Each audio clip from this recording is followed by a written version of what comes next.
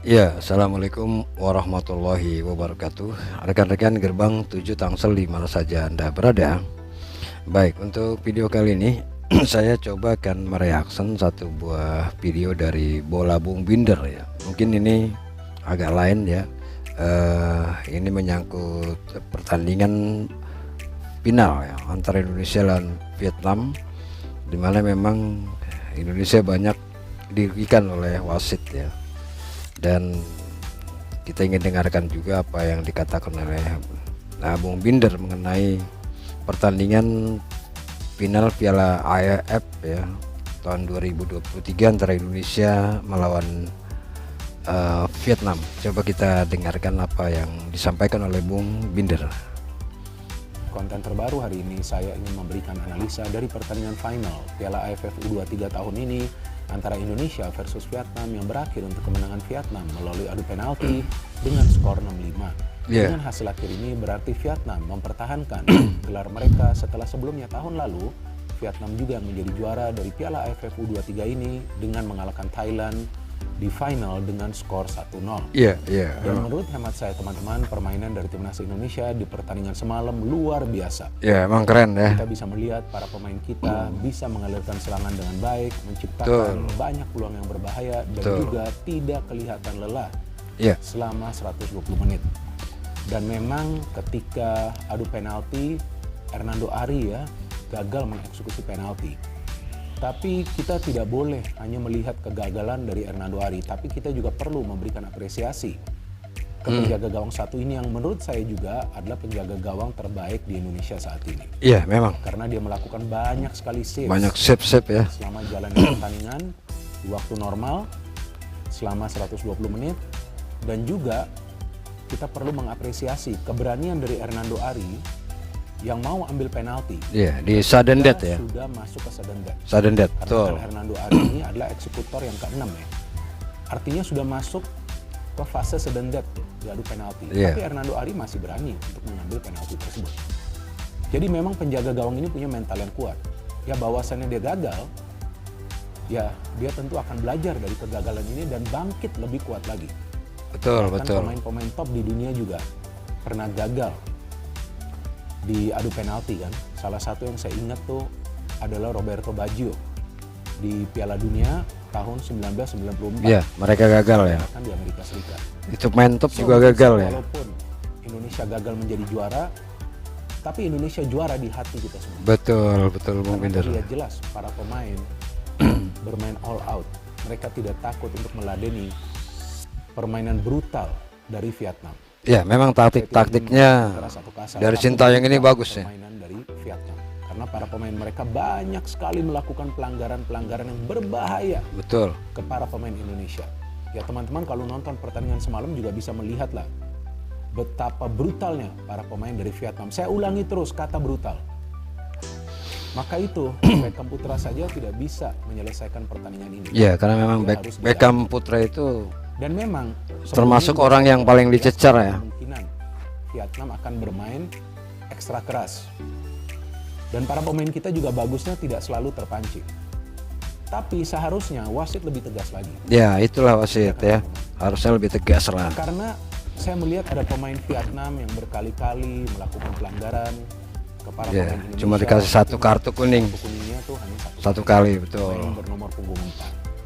Ini saya bukan ingin mencari alasan ya.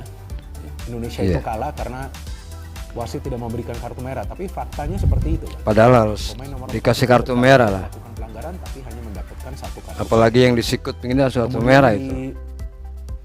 Masa extra time, pemain dari Vietnam yang menyikut. Betul. Kalau nggak salah bernomor punggung 20, saya lupa ya. Ya itu pemain baru tuh, baru masuk. Nggak dikasih kartu. Jangankan kartu merah, kartu kuning pun nggak dikasih. Betul. Oke, kalau wasit nggak melihat kejadian itu, kan masih ada asisten wasit. Ada 2 loh asisten wasit.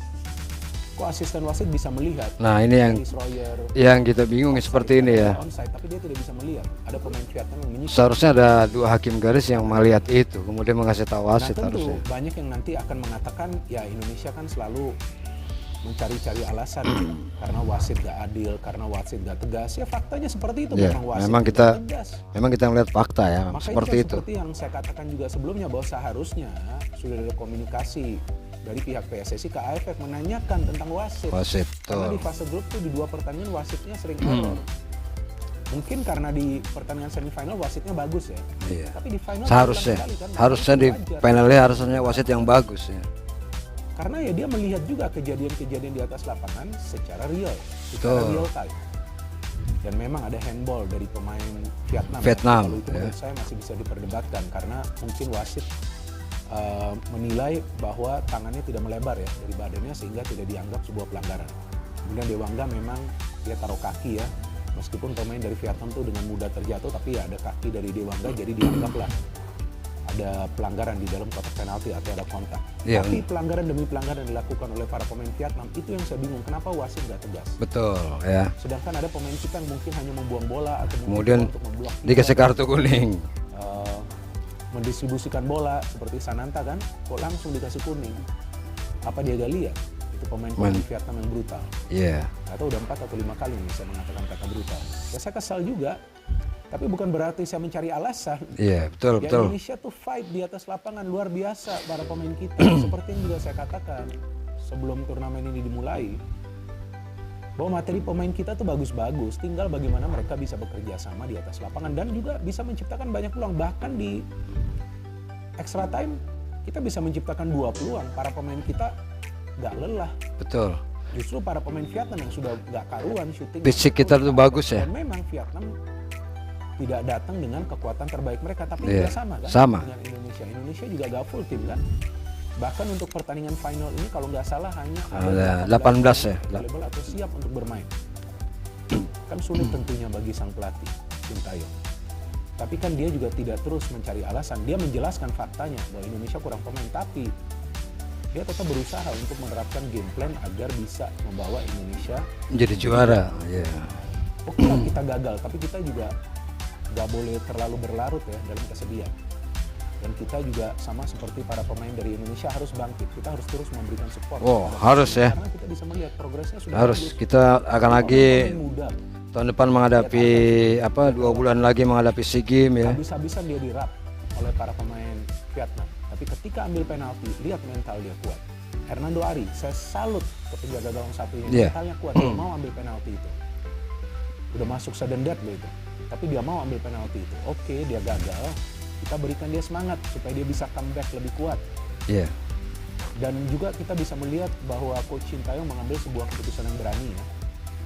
Karena dari awal mencadangkan Sananta ya. juga Felix Sananta dan Coach Lawyer. di bangku kanan. Dan menurut saya nggak masalah juga karena Coach Sintayong tentu punya pemikiran tersendiri ya untuk menyimpan 2 pemain tersebut tapi nanti memainkannya di babak kedua. Mungkin juga dia sudah feeling bahwa kemungkinan pertandingan ini akan lanjut ke extra time. Extra Tapi saya time. lupa tuh di perebutan tempat ketiga ada extra time atau enggak ya? Kayaknya enggak, itu ya, kayaknya langsung penalti. Apa saya salah? Coba kalian koreksi. Enggak ada. Langsung penalti itu. Ternyata ada extra time. Langsung penalti antara Malaysia sama Thailand itu langsung penalti. Yang kalian expect dari AFF ini. So memang Coach Sintayong ini menyimpan dulu ya Sanata dan juga Felix Lawyer, gak masalah juga. Tapi yang menjadi masalah adalah pemain yang diturunkan dari awal itu gak bisa perform. Iya. Abdul Rahman dan juga Ragi. Mereka sulit Abdul Rahman kita melihat larinya ini kurang cepat menguasai ya. bola, mereka tidak bisa membuka ruang. Nggak bisa buka ruang juga ya. Mereka sering kehilangan penguasaan. Ragil juga cuma lari-larian aja ya. Tapi yang memang seperti itulah, mereka gak bisa perform karena mungkin juga ini adalah pengalaman baru bagi mereka. Artinya mereka pun nanti jika kembali dipanggil timnas Indonesia harus lebih baik lagi. Harus lebih baik lagi ya. Harus ngetel, harus paham, harus main dengan Kalau nggak usah dipanggil lah main-main seperti itu karena tuh. mereka ditempatkan di depan itu bukan hanya untuk berlari, tapi untuk mencari ruang, untuk bisa mendapatkan Betul ruang, betul untuk ya. bisa membuka ruang bagi para pemain lain, untuk bisa mengganggu konsentrasi dari para pemain tim lawan yang bermain di lini pertahanan. Tapi tetap saja Indonesia bisa menciptakan Banyak peluang kok. babak pertama. Banyak peluang ya. Dan kedua dari Beckham Putra. Dan Vietnam juga tidak bisa banyak menciptakan peluang di babak pertama. Kita menguasai jalannya pertandingan.